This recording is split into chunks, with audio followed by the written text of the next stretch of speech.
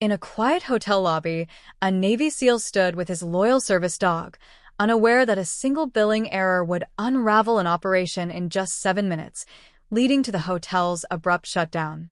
On a crisp autumn evening in 2023, former Navy SEAL Ethan Caldwell checked into the Grand Vista Hotel in a small coastal town in Virginia. Ethan, a decorated veteran with 12 years of service, had seen combat in some of the world's most dangerous regions. Now retired, he carried the weight of his experiences in the form of PTSD, a condition that his service dog, a German shepherd named Bravo, helped him manage. Bravo wasn't just a pet. He was a lifeline, trained to sense Ethan's anxiety spikes and provide grounding during moments of distress. The bond between them was unspoken but unbreakable, forged through countless hours of training and trust. Ethan had chosen the Grand Vista for its proximity to a veterans support conference he was attending. The hotel, a mid-tier establishment with a reputation for being military-friendly, seemed like a safe bet.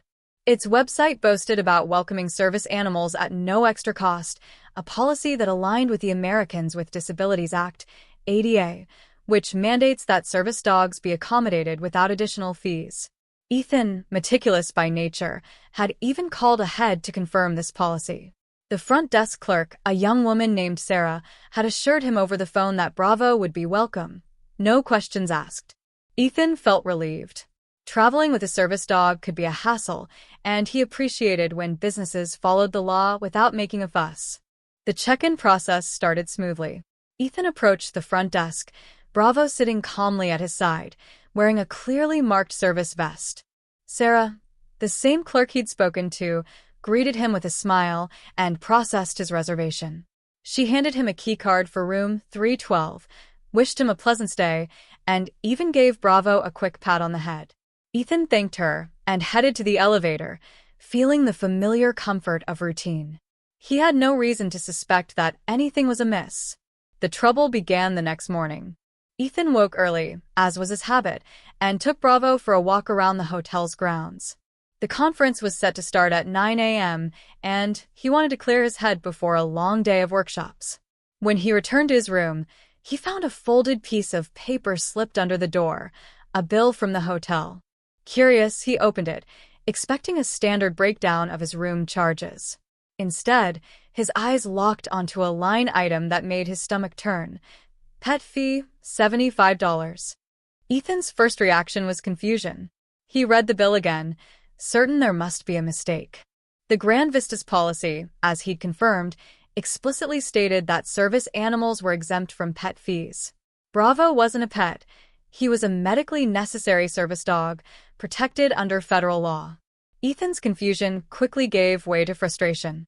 He'd dealt with misunderstandings about Bravo before, people mistaking him for a regular dog, or businesses unaware of ADA regulations, but the Grand Vista had seemed different.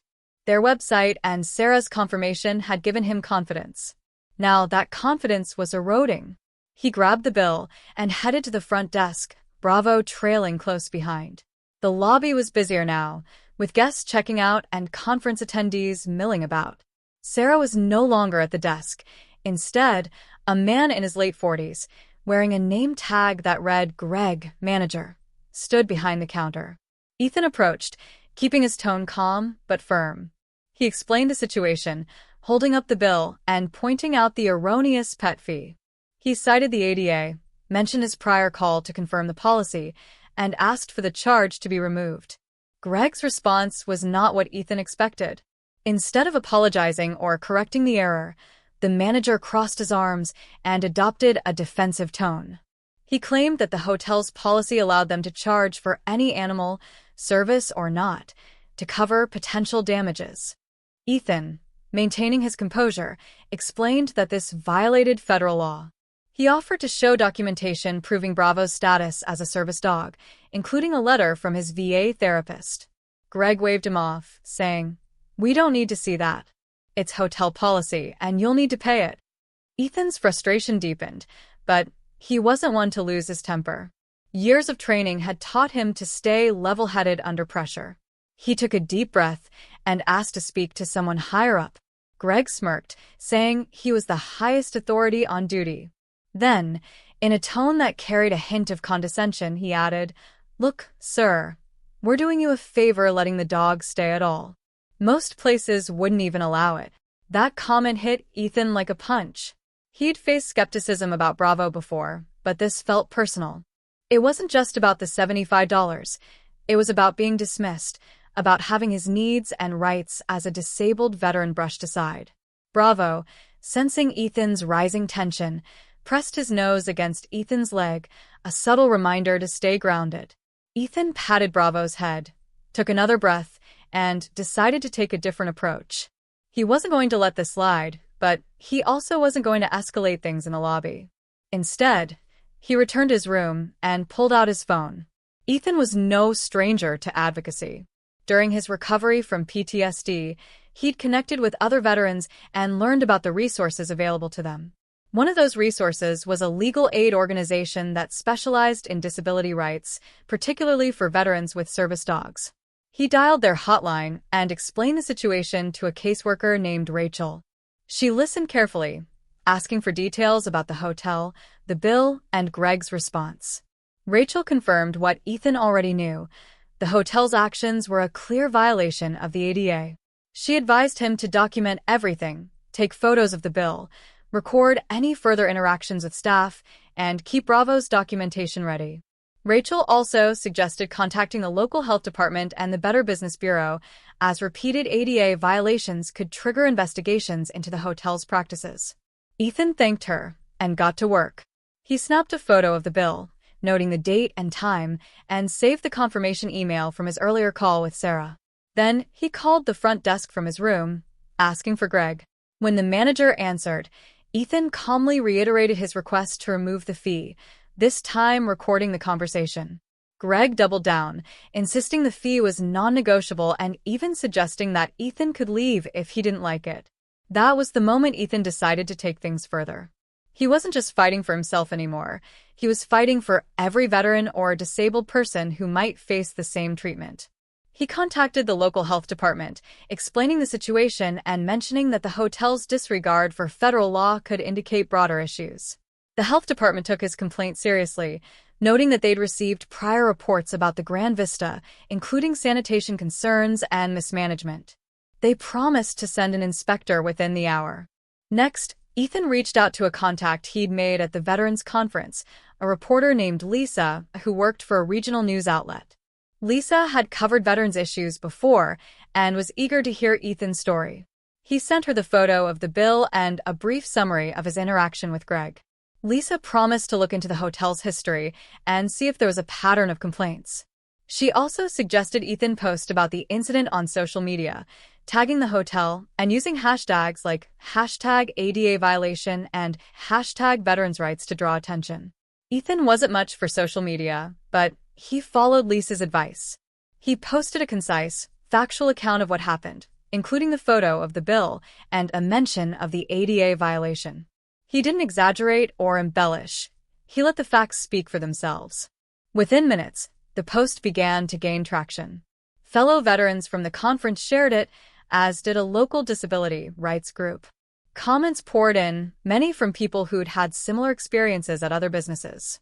The post reached a veterans advocacy group with a large following, and they shared it with a scathing caption about businesses exploiting disabled veterans.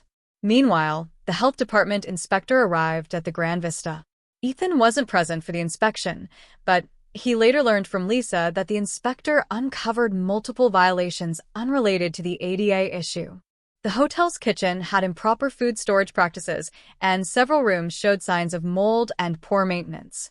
These findings, combined with Ethan's complaint, prompted the health department to issue a temporary closure order until the hotel could address the violations. The inspector's report cited a pattern of negligence that justified immediate action. Back in the lobby, word of the inspection spread quickly among the staff. Greg, who had been so dismissive earlier, was now visibly flustered as he answered the inspector's questions. Guests began to notice the commotion, and some started asking questions. Ethan, who had returned to the lobby to check out, overheard a staff member whisper to another that the hotel was in trouble. He didn't gloat or confront Greg. He simply gathered his belongings, patted Bravo, and prepared to leave for the conference. Lisa's news outlet published a short article online about the incident, linking it to the health department's findings. The article didn't name Ethan directly, at his request, but it detailed the ADA violation and the hotel's closure.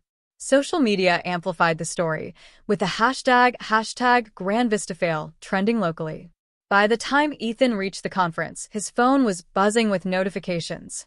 Friends, veterans, and even strangers were praising him for standing up to the hotel. Some shared their own stories of discrimination, while others vowed never to stay at the Grand Vista again.